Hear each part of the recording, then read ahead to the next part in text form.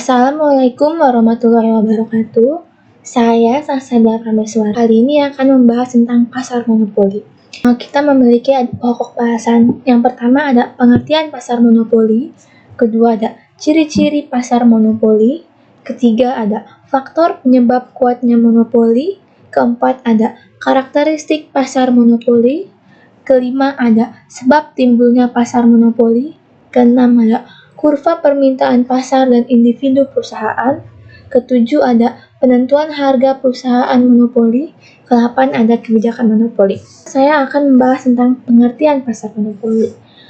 Pasar monopoli adalah suatu bentuk pasar di mana hanya terdapat satu perusahaan saja dan perusahaan ini menghasilkan barang pengganti yang sangat dekat. Jadi di pasar monopoli itu ada yang namanya penguasa pasar. Nah, penguasa pasar itu yang menentukan harga, jadi semua patokan harga yang menentukan itu adalah monopolis. Mau harganya tinggi atau rendah. Jadi kalau misalnya produksinya dikit, pasti harganya mahal. Kalau produksinya banyak, harganya murah. Tapi monopolis itu juga punya batas-batas untuk menentukan harga. Tidak boleh sembarangan. Karena jika harga terlalu mahal, pasti konsumen bakal mencari barang pengganti. Kedua, ada ciri-ciri pasar monopoli. Seperti yang saya bilang tadi di awal, pasar monopoli dikuasai satu perusahaan. Dia yang menentukan seluruh harga pasar. Namanya monopolis kan, namanya siapa yang menentukan harganya. Terus perusahaannya tidak mempunyai barang pengganti yang serupa. Karena pasar monopoli itu tidak ingin ada persaingan di antara satu barang sama barang lain. Kayak yang A jualan kalender, yang B jualan kalender juga, itu nggak bisa. Karena nanti bisa saja satunya malah bangkrut. Karena pasar monopoli itu dikuasai satu perusahaan. Kedua, tidak terdapat kemungkinan untuk masuk ke dalam industri. Iya, tidak boleh masuk ke dalam industri. Nanti di industri dijual lagi. Jadi sama aja bohong dong kalau yang nentuin harga satu perusahaan saja. Ketiga ada dapat mempengaruhi penentuan harga. Monopolis yang menentukan penentuan harga. Jadi gak boleh tuh ada kayak oknum A ikut-ikutan menentukan harga lain. Karena dikuasai oleh satu perusahaan. Keempat ada promosi iklan kurang diperlukan. Karena memang sudah ada satu barang saja di situ. Jadi iklan itu kurang diperlukan. Saya Bunga Febriani. Saya akan melanjutkan materi faktor penyebab kuatnya pasar monopoli. Pertama, perusahaan mempunyai sumber daya yang unik dan tidak dimiliki oleh perusahaan lain. Monopoli juga bisa dipicu oleh adanya sebuah perusahaan yang menguasai baik itu sebagian besar atau semua bahan mentah yang ada. Kemudian yang kedua, karena terdapat skala ekonomis dalam kegiatan yang dilakukan monopoli, tetapi luas pasarnya terbatas, sehingga satu perusahaan saja sudah cukup atau mampu untuk memenuhi permintaan pasar. Yang ketiga, pemerintah melalui undang-undang memberikan hak monopoli kepada perusahaan tertentu, misalnya tentang peraturan hak cipta dan hak paten. Hak cipta dan hak paten merupakan jaminan hukum yang manfaatnya adalah untuk menghindari adanya penjiplakan. Kemudian karakteristik pasar monopoli. Yang pertama, hanya terdapat produsen atau perusahaan tunggal, sehingga produk tidak memiliki substitusi. Jadi, para pembeli tidak mempunyai pilihan lain. Kalau mereka menginginkan barang tersebut, maka harus membeli dari perusahaan monopoli tersebut. Yang kedua, ada hambatan bagi perusahaan baru untuk masuk pasar tersebut. Perusahaan monopoli akan berusaha menyulitkan pendatang baru yang ingin masuk ke pasar. Caranya yaitu menetapkan harga serendah mungkin. Kemudian ada cara lain, yaitu dengan menetapkan hak paten atau hak cipta pada suatu barang yang diperoleh melalui peraturan pemerintah. Yang terakhir, perusahaan berperan sebagai penentu harga produk di pasar atau price maker. Karena perusahaan monopoli merupakan satu-satunya penjual di dalam pasar, maka perusahaan monopoli mempunyai kekuasaan penuh dalam menentukan harga barang yang dijual di pasar. Nama saya Niken Triuniwati. Saya akan menjelaskan sebab timbulnya pasar monopoli. Sebab timbulnya pasar monopoli, yang pertama, barrier to entry, penghalang bagi produsen lain masuk, atau hambatan secara hukum. Secara umum disebabkan menjadi dua hal, yaitu hambatan masuk karena peraturan perundang-undangan dan hak khusus, serta hambatan masuk karena adanya kekayaan intelektual atau hak eksklusif. Barrier to entry dibedakan menjadi 3. Yang pertama, barrier entry yang tinggi. Contohnya, perusahaan telekomunikasi yang memberikan jasa layanan telekomunikasi kepada masyarakat. Yang kedua, barrier entry yang rendah. Contohnya, usaha web hosting. Yang ketiga, barrier entry menengah. Contohnya, membuat software.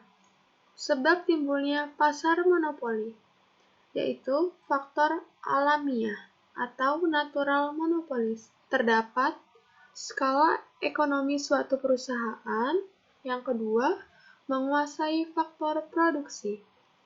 Sebab timbulnya pasar monopoli, yaitu terdapat faktor legal atau legal monopolis. Yang pertama, UUD, UU suatu negara atau pemerintah. Beberapa peraturan atau perundang-undangan secara langsung menyebabkan terjadinya pasar monopoli untuk jenis barang atau jasa tertentu. Peraturan hak paten dan hak cipta merupakan contoh peraturan yang menyebabkan terjadinya perusahaan menjadi monopoli atas produknya. Yang kedua, hak paten suatu produk. Hak paten atau cipta ialah pemberian izin kepada suatu perusahaan untuk menghasilkan produk tertentu sehingga terjadi hambatan legal dalam mencegah masuknya perusahaan lain ke pasar. Pemberian hak paten merupakan hak eksklusif atas produk atau proses yang telah dipatenkan kepada penemunya. Yang ketiga, ada franchising, perusahaan asing pada suatu negara.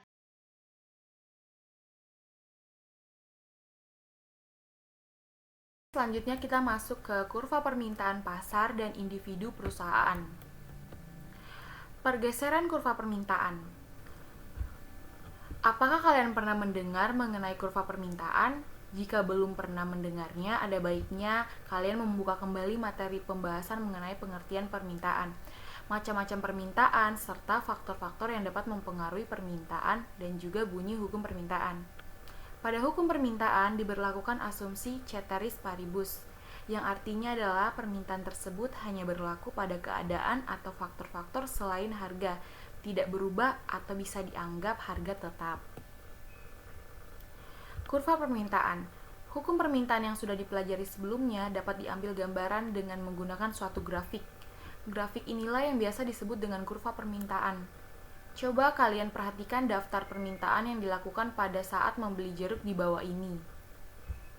Jika dilihat dari gambar tabel yang terdapat di atas, maka akan dapat dibuat grafik seperti pada gambar di bawah ini. Jika dilihat dari gambar tabel yang terdapat di atas, maka akan dapat dibuat grafik seperti pada gambar di bawah ini. Pada bentuk kurva permintaan yang berada pada gambar di atas, dapat dilihat bahwa memiliki kemiringan atau slope negatif yang bergerak dari sisi kiri ke sisi kanan. Dari penjelasan tersebut dapat diambil kesimpulan bahwa jika harga jeruk turun, maka jumlah barang yang diminta akan mengalami kenaikan. Namun, jika harga barang naik, maka jumlah permintaan jeruk yang akan diminta pun turun. Nah, jika kita menganalisa permintaan, maka terdapat dua istilah yang berbeda, yakni permintaan dan jumlah barang yang tersedia. Apakah kalian tahu perbedaan dari kedua istilah di atas?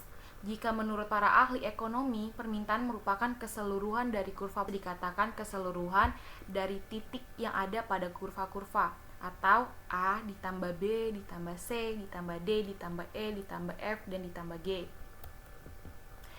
Dengan begitu, permintaan menggambarkan bahwa keadaan keseluruhan daripada hubungan di antara harga dan jumlah permintaan. Selain itu, jumlah barang yang tersedia untuk diminta adalah banyaknya permintaan pada suatu tingkatan harga tertentu. Contohnya saja seperti titik A yang menggambarkan jika pada harga 4.500, maka jumlah yang diminta 140 kilo, sehingga setiap titik yang terdapat nih pada harga 4.500 jumlah yang diminta itu 140 kilo. Nah, sehingga setiap titik yang terdapat pada kurva menunjukkan jumlah barang yang diinginkan. Pergeseran kurva permintaan. Pergeseran kurva permintaan biasanya menunjukkan adanya perubahan pergeseran yang biasa ditimbulkan oleh faktor selain harga. Pergeseran kurva permintaan dapat ditunjukkan dengan bergeraknya kurva ke kanan maupun ke kiri. Coba perhatikan kembali contoh mengenai permintaan terhadap jeruk. Kalian bisa melihat di contoh tersebut menunjukkan adanya perubahan harga jeruk. Hal yang lain yang dapat mempengaruhi kurva permintaan adalah penghasilan yang dimiliki oleh pembeli. Apabila penghasilan mereka turun, maka permintaan terhadap jeruk juga akan mengalami penurunan. Begitu juga ketika pendapatan masyarakat mengalami kenaikan, tentu saja jumlah jeruk yang diminta pun juga akan mengalami penurunan. Lebih jelasnya, kita bisa memperhatikan gambar kurva di bawah ini. Nah, di sini bisa terlihat ketika harga jeruk 4.500, pendapatan per kilonya itu 140 kilo, pendapatan meningkat 155 dan pendapatan menurunnya 130. Kita bandingkan dengan harga yang paling tertinggi. Lihat, jika harganya 6.000, pendapatan awalnya itu menjadi 20 kilo, pendapatan meningkatnya 35 kilo, pendapatan menurunnya 10 kilo. Tampilan tabel di atas dapat diubah menjadi bentuk grafik dan beginilah bentuknya. Nah, di sini terlihat semua keterangan. Nah, D yang pertama itu permintaan jeruk pada saat pendapatan awal. Nah, sementara D yang pertama ini permintaan jeruk pada saat pendapatan awal. Sementara D1 permintaan jeruk pada saat pendapatan meningkat. Dan D yang kedua ini permintaan jeruk pada saat pendapatan menurun. Coba kalian perhatikan kurva permintaan yang ada di atas. Kurva permintaan mengalami pergeseran ke kanan dari D menuju D1, kemudian menuju D2. Pergeseran ke kanan dari kurva permintaan ini bisa diartikan sebagai pertambahan jumlah permintaan karena adanya peningkatan pendapatan, sementara kurva bergeser menuju arah kiri yang dapat diartikan sebagai penurunan dari jumlah permintaan yang terjadi disebabkan oleh penurunan pendapatan.